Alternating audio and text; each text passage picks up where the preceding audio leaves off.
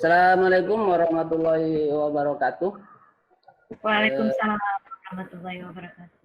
Selamat pagi, salam sejahtera untuk anak-anak semuanya. Pada pagi hari ini kita berjumpa lagi untuk mata pelajaran pendidikan Pancasila dan Kewarganegaraan. Kita akan membahas tentang perlindungan dan penegakan hukum di Indonesia. Namun sebelum kita masuk ke materi, sesuai dengan kondisi kita pada saat sekarang ini, Bapak mengingatkan untuk Ananda semua selalu patuhi protokol kesehatan dimanapun dan kapanpun berada dengan menggunakan masker dan selalu menjaga kebersihan. Selanjutnya untuk absensi nanti akan Bapak kirimkan absensi melalui Google Form. Silakan Ananda semuanya diisi absensi sesuai dengan pertemuan kita pada hari ini. Untuk cakupan materi pada pertemuan ini kita akan membahas tentang, namun sebelum kita masuk di situ, silakan ketua kelas untuk memimpin doa. Mungkin Hafidah silakan dipimpin doa untuk kawan-kawannya sebagai pembuka. Ya. Iya. Sebelum kita belajar, marilah kita teman-teman berdoa bersama. Menurut kepercayaan kita masing-masing. Berdoa mulai. Berdoa selesai. Ya, terima kasih. Mudah-mudahan dengan doa yang kita panjatkan, kita selalu diberikan kesehatan dan keselamatan.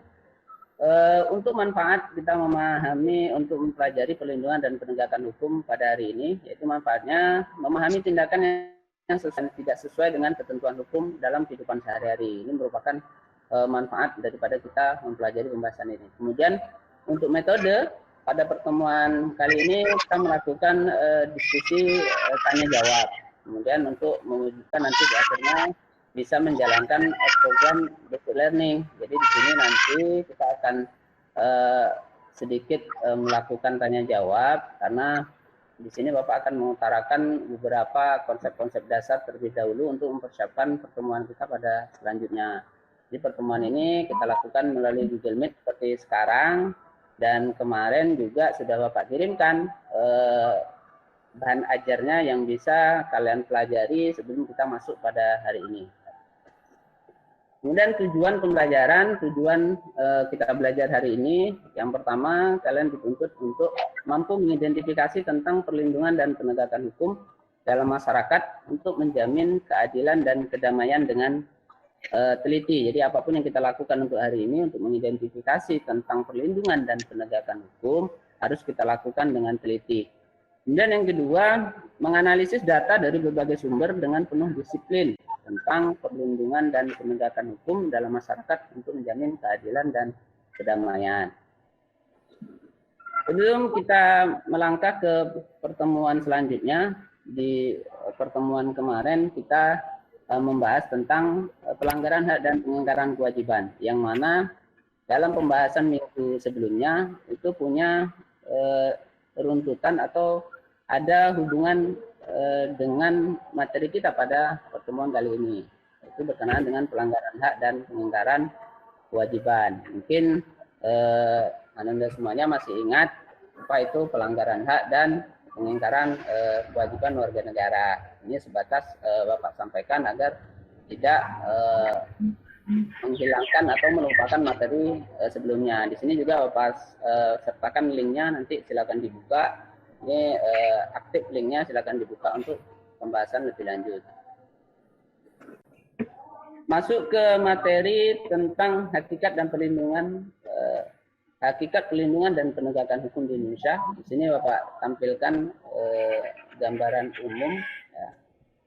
umum pengertian daripada hukum, yaitu peraturan yang berupa norma dan sanksi yang dibuat dengan tujuan untuk mengatur tingkah laku manusia, menjaga ketertiban, keadilan, serta mencegah terjadinya kekacauan. Jadi itu adalah tujuan utama dari hukum. Jadi sebelum masuk ke konsep perlindungan, mungkin sedikit harus kalian pahami hukum itu apa. Ya, lebih lanjutnya juga pengertian hukum nanti bisa kalian baca di bahan ajar yang sudah Bapak sertakan kemarin.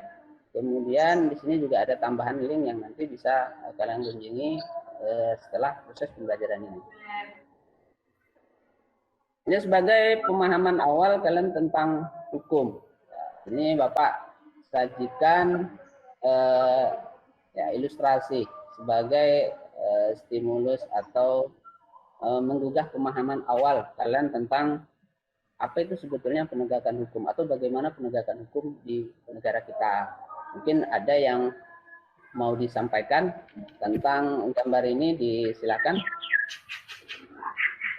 Hafidah mungkin atau Suzaidah Sri Mulyati, silakan disampaikan pendapatnya tentang apa yang bisa kalian amati di sini. Disilakan. Ada? Kayaknya hukum itu tumpul ke atas, runcing ke bawah, Pak. Saya tengok. Oh ya, tumpul ke atas, runcing ke bawah. Ya, bagus sekali itu pendapatnya untuk dari Hafidah. Di sini juga ditampilkan ini penegakan hukum diibaratkan menegakkan benang basah, ya, menegakkan benang basah itu sebagai gambaran.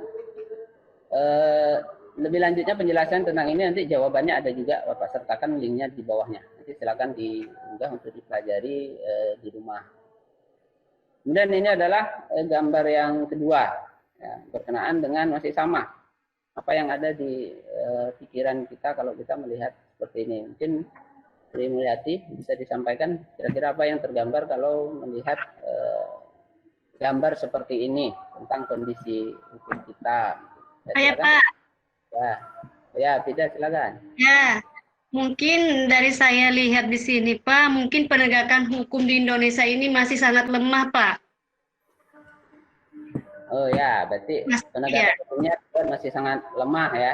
Iya. Bagus sekali.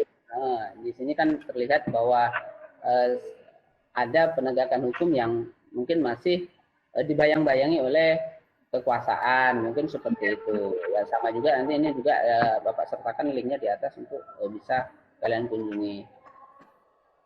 Kemudian baru kita masuk ke hakikat perlindungan dan penegakan hukum. Jadi tadi sudah menyampaikan pendapat, sekarang kita masuk ke konsep. Konsep perlindungan hukum menurut Andi Hamzah adalah sebagai usaha yang dilakukan secara pasti oleh setiap orang atau lembaga pemerintahan dan swasta yang memiliki tujuan untuk keamanan, penguasaan, dan pemenuhan kesejahteraan hidup masyarakat agar sama dengan hak asasi yang ada. Ini garis bawahnya adalah hak asasi. Sedangkan menurut Simanjuntak adalah garis bawahnya tentang perlindungan kepada rakyat agar haknya seorang warga negara itu tidak dilanggar. Dan bagi yang melanggar itu harus diberikan sanksi. Seperti itu. Kemudian masuk ke perlindungan hukum dan penegakan hukum di Indonesia. Yang pertama itu adanya perlindungan dari pemerintah. Nah, salah satu contoh atau di sini Bapak sertakan dua contoh untuk adanya perlindungan hukum dari pemerintah. Di bawah juga ada linknya, ini bisa kalian klik langsung sebagai contoh seperti ini. Jadi kalian akan masuk langsung ke link hukum itu sendiri. Kemudian Bapak lanjutkan unsur yang kedua yaitu jaminan kepastian hukum sesuai dengan amanat Undang-Undang Dasar 1945 pasal 28B, ini ayat 1. Ini bunyinya juga sudah ada. Di sini juga Bapak sertakan link naskah Undang-Undang Dasar lengkap di sini. Jadi nanti kalian bisa baca langsung. Lanjut unsur yang ketiga berkaitan dengan hak warga negara. Kemudian unsur perlindungan hukum yang keempat adanya sanksi. Ya, sanksi hukuman bagi pihak yang melanggarnya, karena sanksi juga peranannya sangat penting dalam penegakan hukum. Jadi diberlakukan sanksi tidaknya sesuai hukum itu berpengaruh terhadap ketaatan masyarakat terhadap pemenuhan terhadap hukum.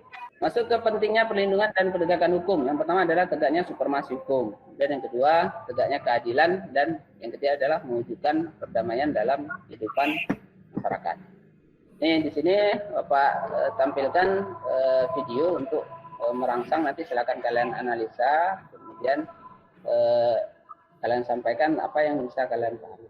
Kita lanjut materi berikutnya yaitu faktor yang mempengaruhi penegakan hukum. Yang pertama itu adalah hukumnya, kemudian penegak hukumnya, masyarakat, kemudian sarana dan fasilitas yang mendukung penegakan hukum dan kebudayaan. Mungkin di sini ada yang mau ditanyakan, boleh silakan nanti ditanyakan secara langsung, boleh lewat chat di Google Meet juga boleh ya. untuk pertanyaan. Mungkin ada yang mau ditanyakan secara langsung dari Hafidah mungkin, atau Sri Mulyati, Zaidah, silakan diajukan pertanyaannya. Oke, Pak, saya tanya, Pak. Faktor yang pengaruh penegak hukum melalui kebudayaan itu contohnya apa, Pak? Ya, faktor yang mempengaruhi hukum kebudayaan. Ada yang mau menjawab sebelum Bapak jawab? Mungkin ada yang bisa memberikan pendapat. Sri Mulyati, silakan. Oh ya, belum ya? Kalau udah, ya Bapak jawab aja. Faktor yang mempengaruhi kebudayaan, sebetulnya kemarin sudah Bapak sampaikan di sini. Ini sudah ada linknya berkenaan dengan faktor-faktor yang mempengaruhi penegakan hukum. Yang menjadi kebudayaan itu adalah latar belakang masyarakat. Latar belakang masyarakat, sehingga kondisi masyarakat itu sangat berpengaruh terhadap penegakan hukum. Kepemahaman masyarakat juga terpengaruh terhadap penegakan hukum. Jadi kondisi kebiasaan masyarakat itu berpengaruh terhadap penegakan hukum. Kalau masyarakatnya susah untuk diberikan pemahaman tentang hukum, ya kita akan melakukan susah sekali untuk penegakan hukum. Mungkin seperti itu. Baik, apa lanjutkan? Di sini ada contoh perilaku yang bertentangan dengan hukum. Saya Bapak tampilkan contoh, silakan kalian analisa. Nanti juga akan di kalian buat laporannya untuk tugas akhir ya, tugas akhir yang akan dikirimkan di play selain dari tugas yang nanti akan Bapak berikan. Ini contoh perilaku patuh hukum. Ini juga ya berbanding terbalik dengan yang kedua tadi. Ya. Untuk pertemuan ini sebelum Bapak tutup, ini ada daftar evaluasi pekerjaan yang harus kalian kerjakan. Nanti silakan kalian sampaikan di Google Classroom, ya, di Google Classroom ini. Kemudian untuk refleksi rangkuman hari ini, yang pertama yang perlu kalian pahami tentang penegakan hukum adalah, yang pertama, salah satu ciri negara hukum adalah pengakuan terhadap hak warga negara. Dan yang kedua, bukti tercapainya penegakan hukum salah satunya terletak pada terlaksananya supremasi hukum.